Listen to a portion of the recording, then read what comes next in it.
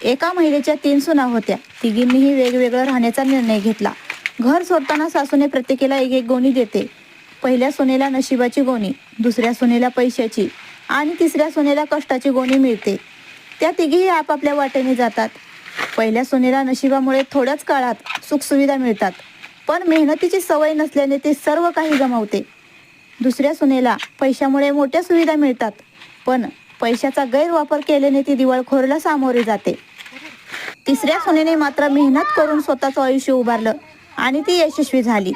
काही वर्षांनी सासूंनी तिघींनाही घरी बोलवलं आणि विचारलं, काय काय मिळवलं तिघींनी.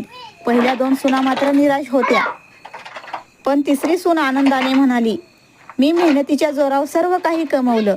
सासू हसत म्हणाली, नशीब आणि पैसा तात्पुरतं असतं, पण कष्ट कायम संपत्ती देतात.